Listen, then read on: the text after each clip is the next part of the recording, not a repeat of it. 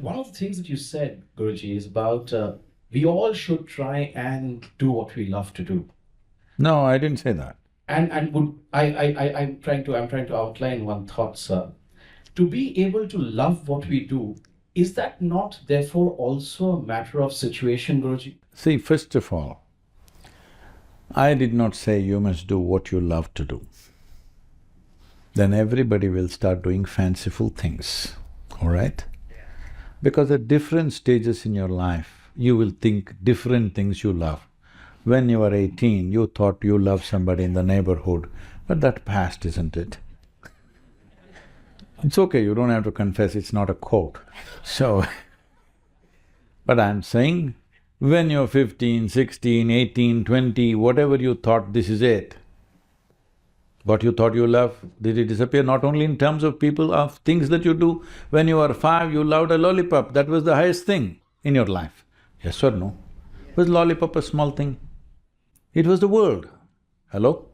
Lollipop was the world at that stage in your life. So don't try to do what you think you love to do. See, if you are a foolish person, you will do things that you suffer. And you think you're doing great because you suffer for everybody. No, your suffering will never bring well-being for others. If you don't know how to keep this one joyful, how will you create joy for anybody for that matter? This is a lot of miserable people taking on this role, I am miserable because I want everybody to be happy. This will never work. If you're an intelligent person, you will do reasonably what you like to do. But if you unfold your genius, you will see that you can do anything. Anything that is necessary today, you can do it joyfully. Instead of looking at it that way, we already sort of established this, but the question anyway came up. See, if you had a choice how to be, you also said blissful or did you say miserable? Blissful. So if you're blissful, whatever is needed you will do naturally, isn't it? This activity or that activity, what difference does it make? See, people come to our center, they say, Sadhguru, I'm qualified, I'm a doctor, I'm this kind of PhD. I say, all right, work, cut carrots in the kitchen, because today that's what is needed, not that we're taking pleasure in putting them there. Today that's what is needed, other things are being taken care of, nobody to… carrot cutters are missing, you cut the carrot, all right? So you don't think that is less, like I must tell you this. One 12-year-old boy writes a letter to me, a 4-page letter, this is a few years ago. And he writes a long letter saying how, he wants to make his life, how he doesn't want to be like his parents and just earning a living and da-da-da. I was just surprised, a 12-year-old boy. This is too mature for 12 years, the kind of letter he's written to me. I said, I want to see this boy. So then he came.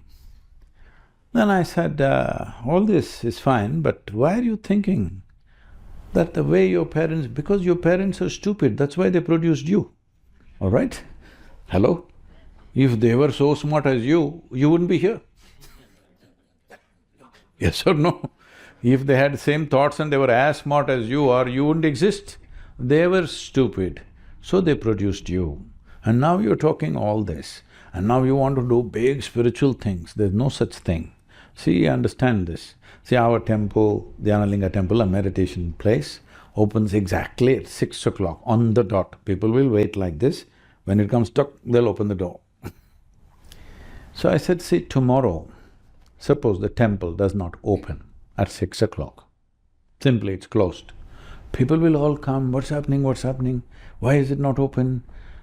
Then they'll think, oh, maybe today something, Sadhguru is going to do something big, maybe that's why they're preparing, it's closed, something, they'll think up their own thing.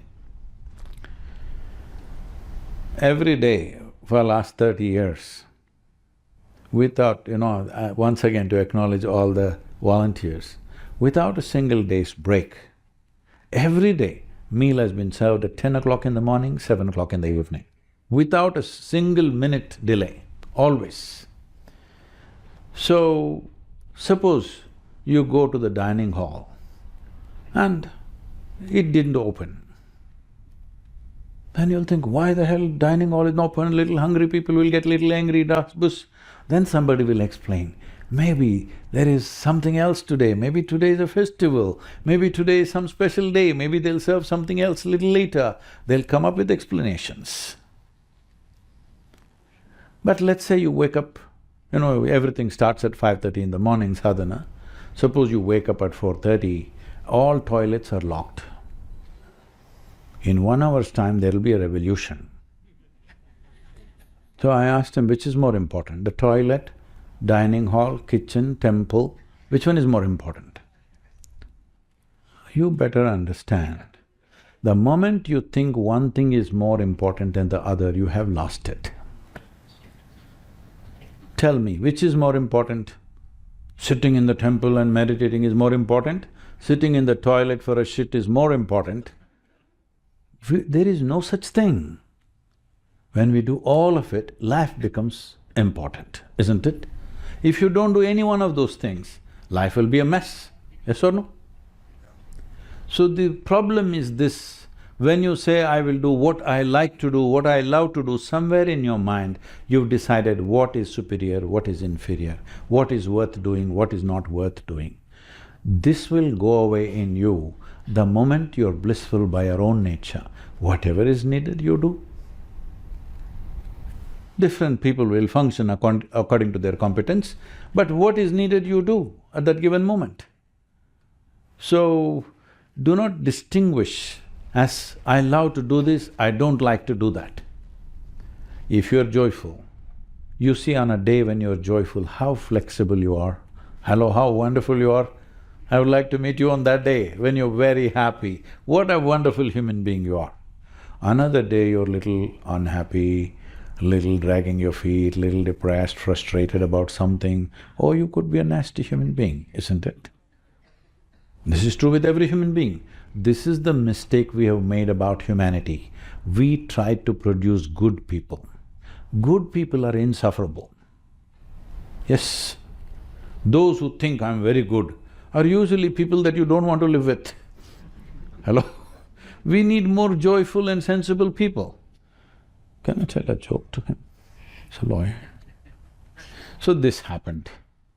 I'll tell him a joke, because he's a lawyer, he must laugh.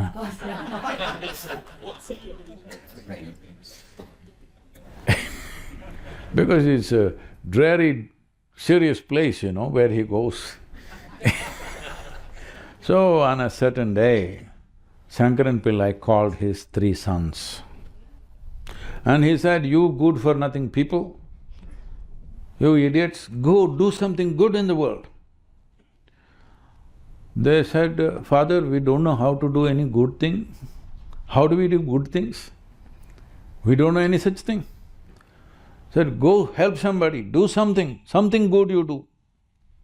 So they all went out. In the evening, first son came back. Shankaran Pillai asked, did you do any good thing? He said, yes, Father, I helped an old lady cross the street. Very good. Second son came. You?